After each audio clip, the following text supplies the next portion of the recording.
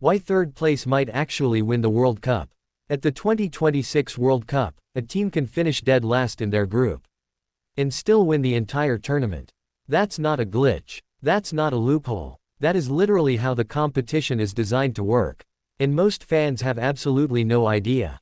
So in the next few minutes, we're going to break down exactly how a third-place team can go all the way, and why understanding this changes how you watch every single group stage match.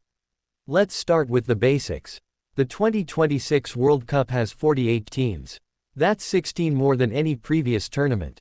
FIFA needed a new format to handle all of them. So they came up with something new. 48 teams, 12 groups, 4 teams in each group. Simple so far, but here's where it starts to get interesting. In a normal World Cup group, the top 2 teams go through. Third place goes home. Fourth place goes home. Simple, clean, brutal. Not anymore.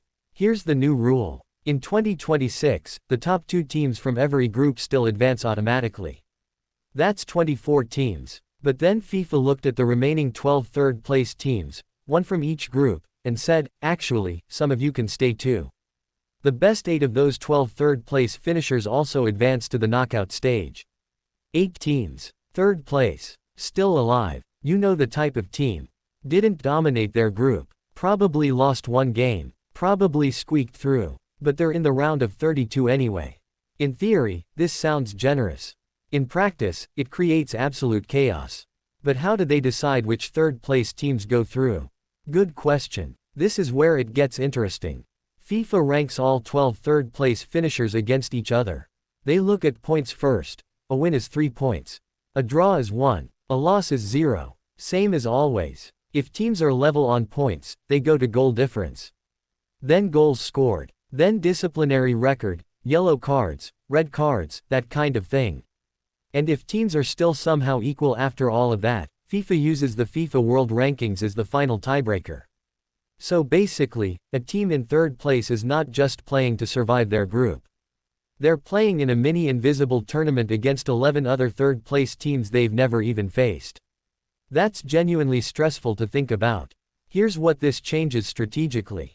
Before 2026, if a team was already eliminated heading into their final group game, meaningless match. Just go through the motions, protect your players, save energy. You know the type of game. 0-0. Nobody's really trying. Fans are asleep. Now, that same team might still be fighting for a top 8 third-place spot. They need goals. They need points. They might need a specific result to leapfrog another third-place team in a completely different group. Every match becomes meaningful, even the ones that look dead on paper. FIFA basically made it so there is no dead rubber. Which, depending on how you feel about that, is either brilliant or deeply unfair to the teams who actually won their groups. Now here's the part most people miss completely. The round of 32 has 32 teams. 24 group winners and runners-up. Plus those 8 third-place qualifiers. A third-place team doesn't get an easy bracket reward either. They could get drawn against a group winner. They could face one of the tournament favorites right away. But here's the thing, they're already in it. Once you're in the knockout stage, the format doesn't care how you got there. Win and you advance. Lose and you go home. It's the same for everyone. So yes, a third-place team could beat a group winner in the round of 32. Then beat another team in the round of 16. Then the quarters, the semis, the final. In theory, a team that finished third in their group of 4 could absolutely win the World Cup. Has anything like this happened before? Kind of. The 1994 and 1998 World Cups had a version of this where some third-place teams advanced.